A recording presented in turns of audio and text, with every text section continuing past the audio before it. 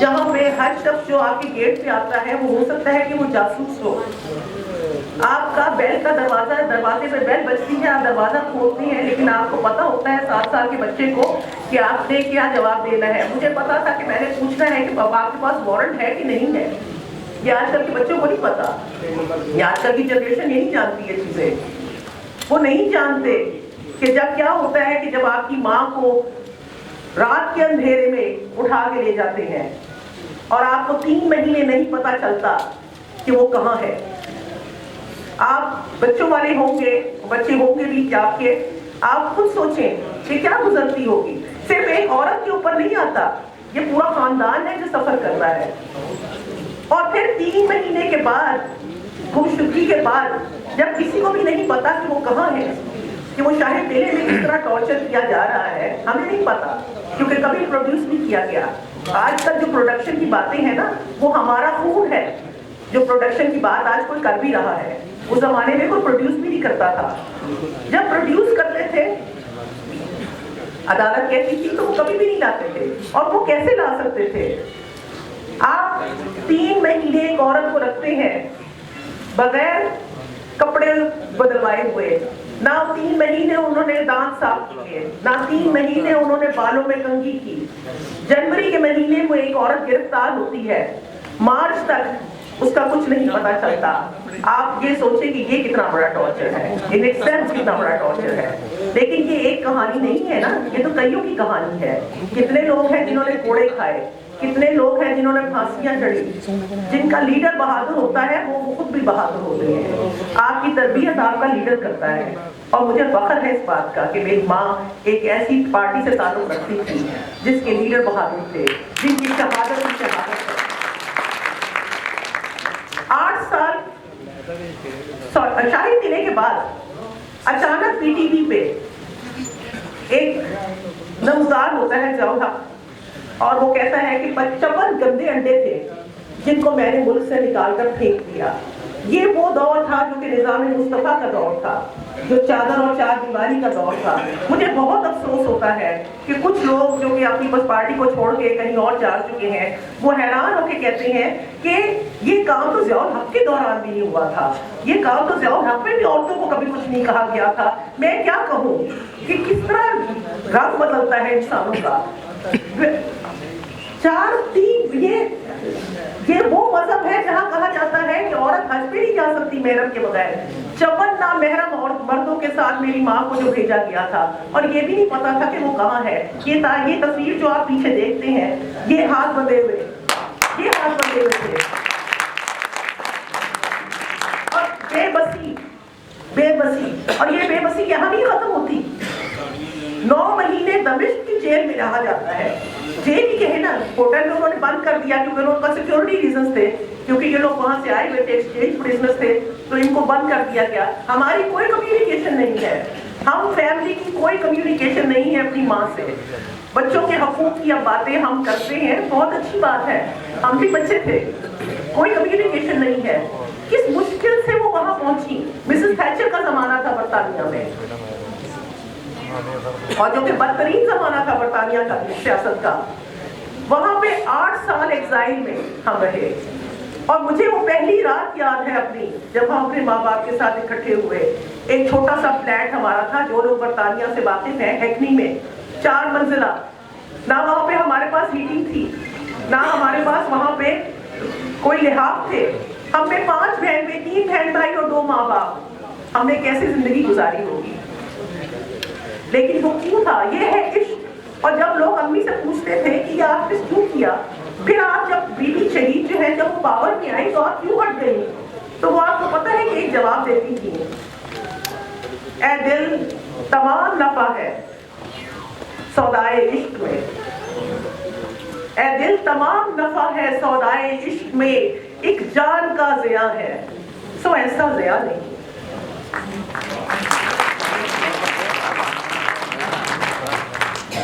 انہوں نے جو کچھ کیا وہ پاکستان کے لیے تھا. بی بی شہید کا برطانیہ میں آنا مجھے اچھی طرح یاد ہے.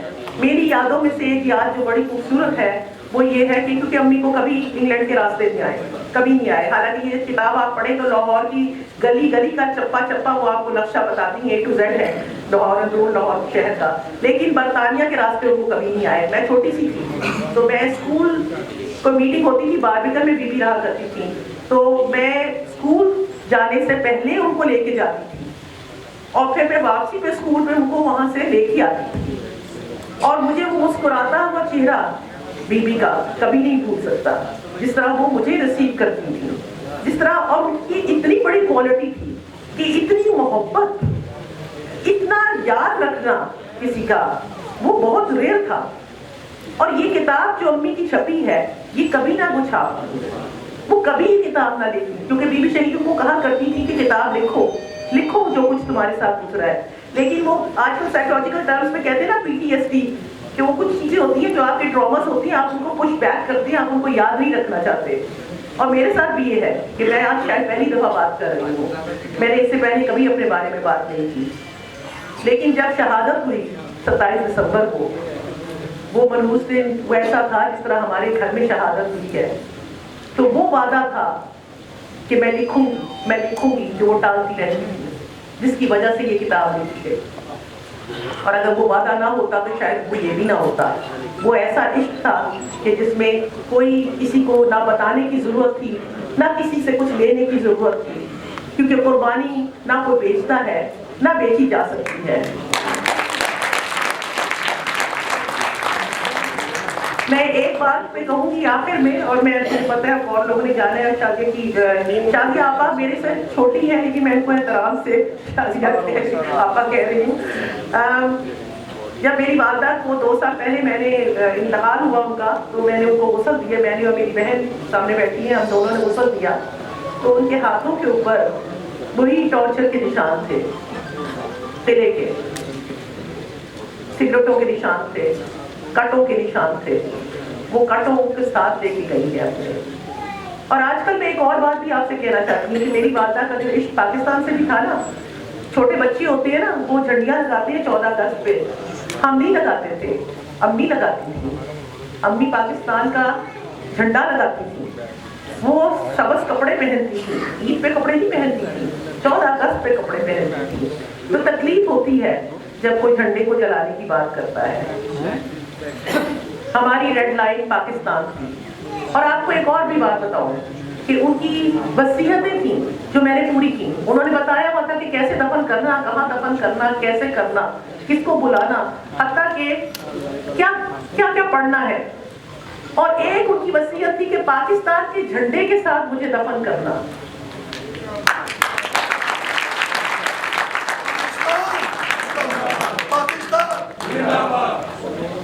جب ان کا انتقال ہوا ہے تو وہ ہفتے کی رات تھی, اتوار کی صبح ہم نے ان کو جب دفن کرنے کے لیے, تو میرا بھانجا پورا دکان نہیں کو مل رہی تھی کھلی ہوئی, صبح کا وقت تھا, بڑی مشکل سے جھنڈا ڈھونڈا, اب وہ جھنڈے کے ساتھ دفن ہے, ان کے کفن کے اوپر پاکستان کا جھنڈا ہے.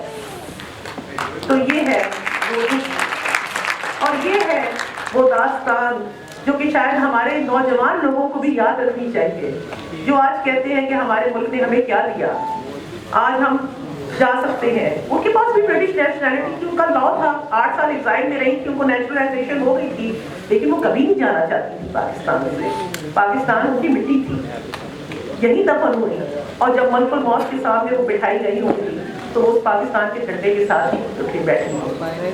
تو یہ ہے کہ یہ عشق نہیں آسان, بس اتنا سمجھ لیجیے ایک آگ کا دریا ہے اور ڈوب کے جاتا ہے.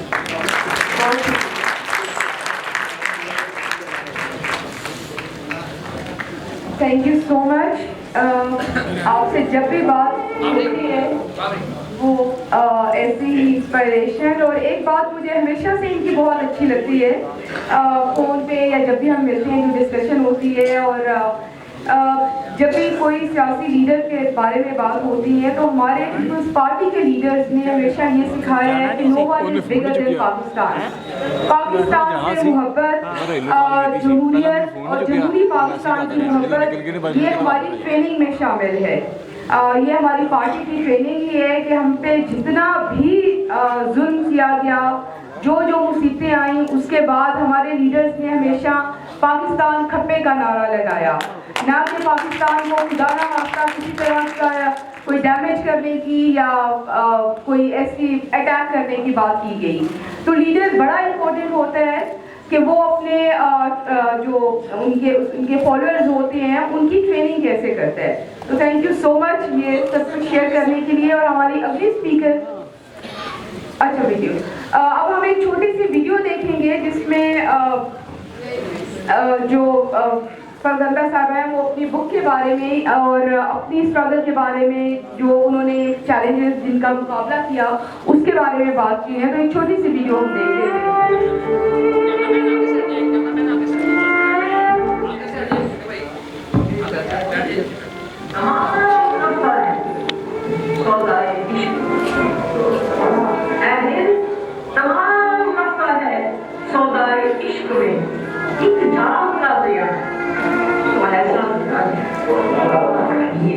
मैंने अपनी साथियों के हमरा जिंदगी के कठिन तरीन रास्ते का इंतजार किया,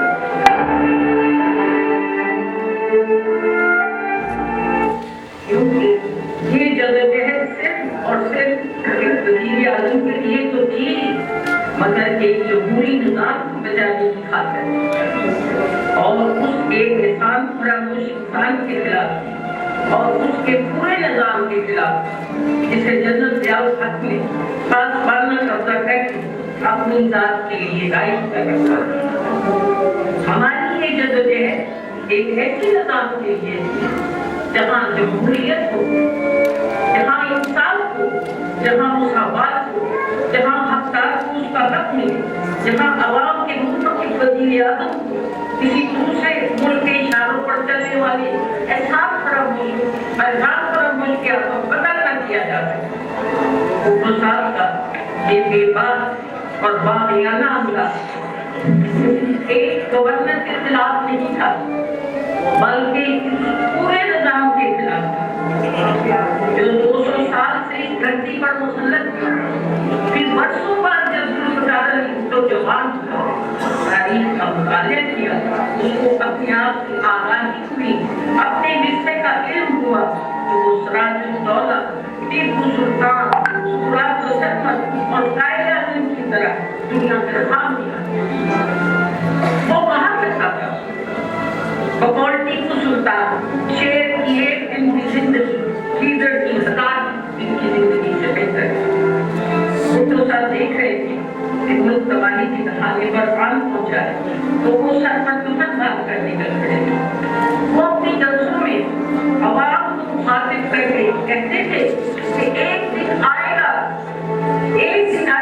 मैं इस मुल्क पर कुर्बान हो जाऊंगा, एक दिन आएगा मेरी औलाद सब पाकिस्तान पर कुर्बान हो जाएगी।